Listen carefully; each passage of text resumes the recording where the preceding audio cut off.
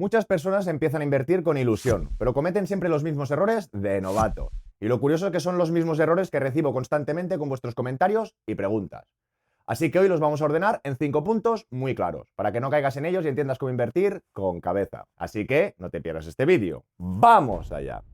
Hola a todas y todos, bienvenidos al Banquero del Pueblo. Aquí aprenderás sobre finanzas de forma clara y sin rodeos, para que tomes mejores decisiones, hagas crecer tu patrimonio y logres tus objetivos financieros. Así que si os parece, vamos a repasar los 5 errores más típicos de los novatos. Y empezamos por el primero, la obsesión con los productos garantizados. La mayoría de gente se obsesiona con tener más de la mitad de su patrimonio en depósitos, cuentas remuneradas o letras del tesoro. El problema, que detrás de los tipos garantizados la inflación siempre va por delante. Y vamos a recordarlo con un vídeo que ya vimos, que os lo dejo por aquí.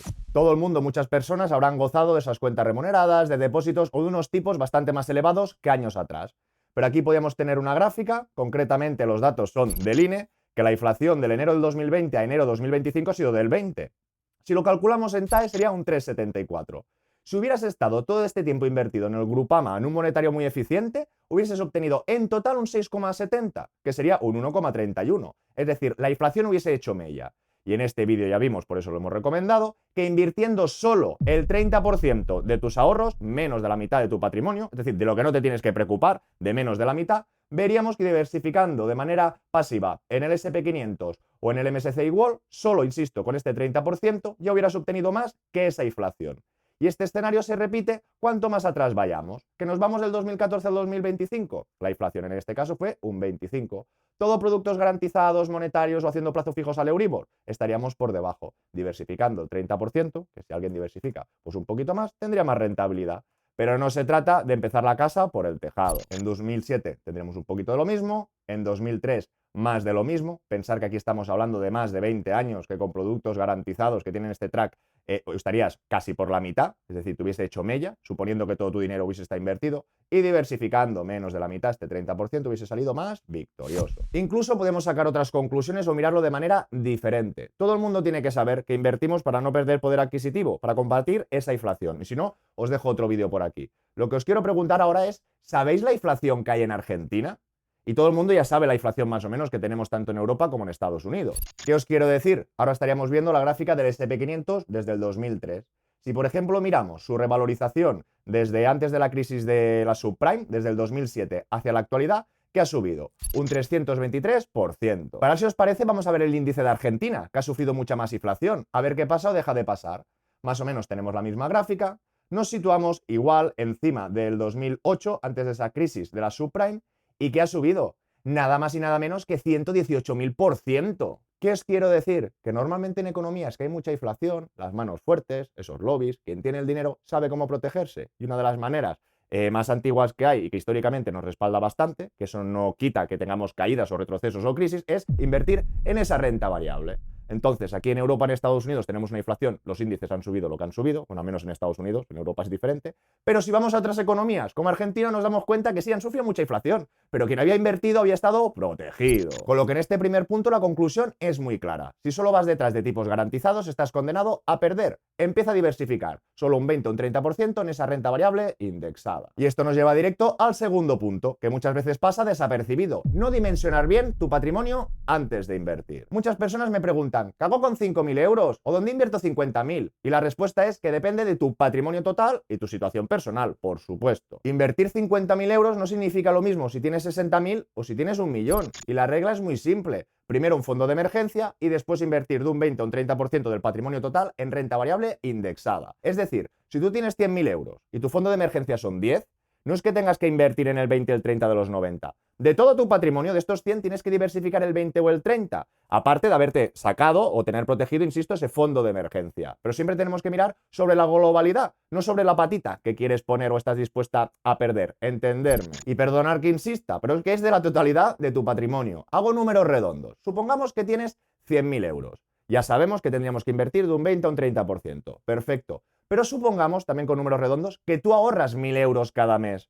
Entonces tú aquí tienes que hacer dos inversiones, que puede ser la misma o no, pero que tienes que tenerlo en cuenta. Por un lado, la totalidad de tu patrimonio, que ya tienes esos 100.000, y por otro, si tú vas ahorrando 1.000 euros cada mes, significa que en un año tendrás 12.000, con lo que tendrías que invertir con planes paralelos. Pero no puede ser que tú digas, no, de 10.000 voy a invertir el 20-30 y que tú cada 10 meses estés acumulando los 10.000, porque siempre vas a tener igualmente esa diferencia y la inflación te va a hacer mella. Y por cierto, si te interesa invertir en ETFs o indexados con acceso global, uno de los bloques que utilizo es Freedom24. Y aprovecha, porque tiene una promoción de bienvenida muy atractiva, con la que puedes conseguir hasta 20 acciones de regalo valoradas desde 3 hasta $800 cada una. Y aquí podemos ver la selección de acciones que son a tu libre discreción. Pues tener mucha suerte que te toque una de BlackRock o alguna más económica. Solo por abrir cuenta y hacer tu primera recarga desde 1.000 euros ya puedes acceder directamente a la promoción. Freedom24 es la marca europea de Freedom Holding Corp, que cotiza en el Nasdaq. Por supuesto que cumple con la regulación europea y está cubierto por el Fondo de Compensación al Inversor con protección hasta 20.000 euros. Tienes acceso a más de 40.000 acciones y más de 3.600 ETFs. Desde su apartado que comprar, suben reseñas semanales del mercado y también tienen una selección. En el caso de los ETFs, podríamos ver este BUA indexado al SP500, otra alternativa de SPDR o alternativas más indexadas como este FTSE All World. Y adicionalmente también podemos seleccionar o comprar bonos desde 1.000 euros. Te dejo todos los detalles y el enlace en la descripción del vídeo. Y una vez tienes claro qué parte de tu patrimonio invertir, llega la siguiente duda: ¿cuándo entro? Y aquí aparece el tercer error: buscar el momento perfecto. La famosa parálisis por análisis, unos que nunca entran porque esperan la caída y otros que lo meten todo de golpe en máximo. ¿Qué dice la estadística? Que invertir de golpe suele dar más resultado. Pero ojo, hablamos de un promedio y el mercado casi siempre está en máximo. Volveríamos a ver la gráfica del SP500 y ¿qué pasa? Que dejando esta crisis de la subprime que ya hace bastantes añitos, normalmente el índice solo hace que subir, subir y subir. Hay dientes de sierra porque siempre hay retrocesos, sea el COVID, sea el conflicto de Rusia con Ucrania, sea esta guerra comercial, pero podemos ver que normalmente sube. Y en este caso siempre nos arrepentiremos de no haberlo puesto todo de golpe aquí o aquí o aquí o aquí.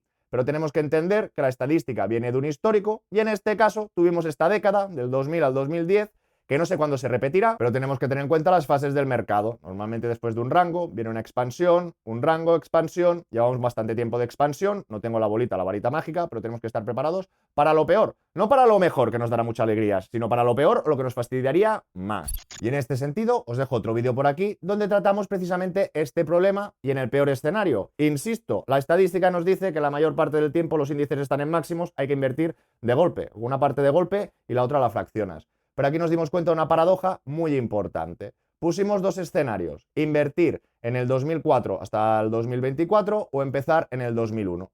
Y vimos que para invertir 126.000 euros, que era el equivalente a poner 500 euros durante 20 años, no me quiero enrollar, ¿qué pasaba o dejaba de pasar? ¿Qué os quiero decir? Que en el mejor escenario, que era cuando la bolsa ya despegaba que salíamos de la crisis, el mejor consejo o donde vemos más rentabilidad, en este caso de invertir 126.000 euros de golpe, era en esta aportación única.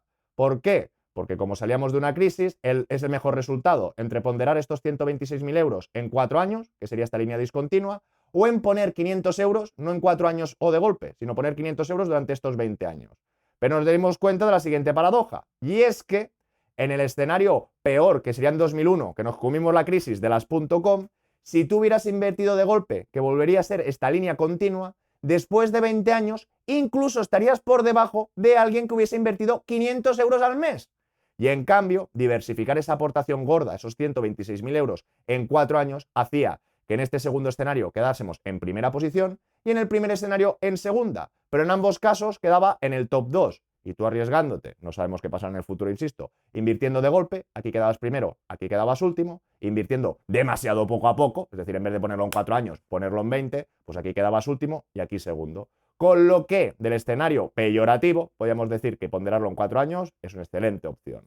Y cada uno tiene que hacer una introspección y lo más sensato creo que es ponderar. Así reduces riesgos y puedes dormir más tranquilo. Y ojo, porque incluso quienes ya han invertido caen en otro error muy común: tener expectativas irreales sobre lo que van a ganar. Y recibo mensajes como: oye banquero, los indexados son un timo, he invertido 7.000 euros, ha pasado un año y solo gano 140 euros. Y la respuesta es: la inversión no es para dejar de trabajar mañana. Y aquí podríamos ver el kit o la ficha del Vanguard Global Stock, que representa el MSCI World.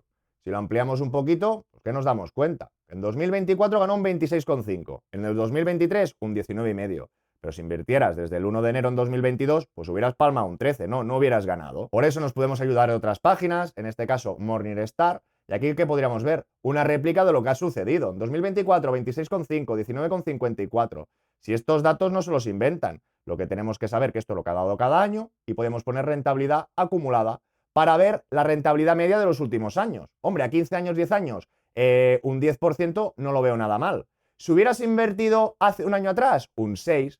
Si has invertido este año, estarías perdiendo un 3,46, con lo que es muy relativo el histórico de un producto con tus posiciones. A mí me preocuparía si llevas 10 años invertido y no has ganado una castaña, pero entonces seguramente no estarías en un indexado. Y muchos ya recordarán que rentabilidades pasadas no aseguran futuras, pero viendo la inflación y todo el chiringuito, no creo que esté tan mal.